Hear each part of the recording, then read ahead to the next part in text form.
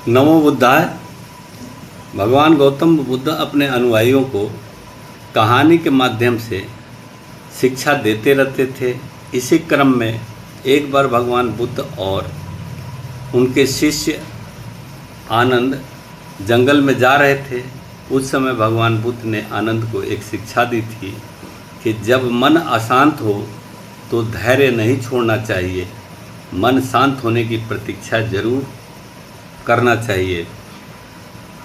इसी क्रम में उन्होंने कहा कि कभी कभी जीवन में हमें ऐसे मोड़ मिलते हैं जहां रास्ता साफ दिखना बंद हो जाता है। समाधान जो पहले स्पष्ट था वह धुंधला और उलझा हुआ लगता है। ऐसी स्थिति के लिए गौतम बुद्ध ने अपने शिष्य आनंद को एक घटना के माध्यम से धैर्य का महत्व समझाया। गौतम बुद्ध और आनंद एक दिन किसी जंगल से गुजर रहे थे। बहुत गर्मी थी। गर्मी और थकान से परेशान होकर भगवान बुद्ध को प्यास लगी और उन्होंने अपने शिष्य आनंद से कहा कि पास में ही एक झरना है, जाओ वहाँ से पानी लेकर आओ ताकि प्यास बुझे। आनंद झरने के पास पहुँचे, लेकिन वहाँ की स्थिति कुछ और ही थी। एक बैलगाड़ी उसी समय झरने से होकर के गुजर रही थी, जिससे झरने का पानी मटमैला हो गया और गंदा हो गया।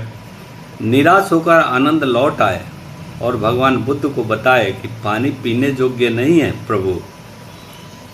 भगवान बुद्ध मुस्कुराए और बोले, तुम वहाँ वापस जाओ और कुछ देर किनारे पर बैठ जाओ। आनंद ने गुरु की बात मानी और झरने के पास जाकर शांत होकर बैठ गए। थोड़ी देर में वो देखते हैं कि झरने का पानी साफ हो गया, यानी गंदगी जो थी वो नीचे बैठ गई और पानी साफ दिखने लगा। आनंद ने पानी भरा और बुद्ध के पास लौट आए। बुद्ध ने बड़े ही शांत स्वर में आनंद से कहा कि जीवन में भी कई बार ऐसा होता है कि जब परिस्थितियाँ इतनी गड़बड़ हो जाती है कि हमें कुछ समझ नहीं आता, क्या करें क्या नहीं करें।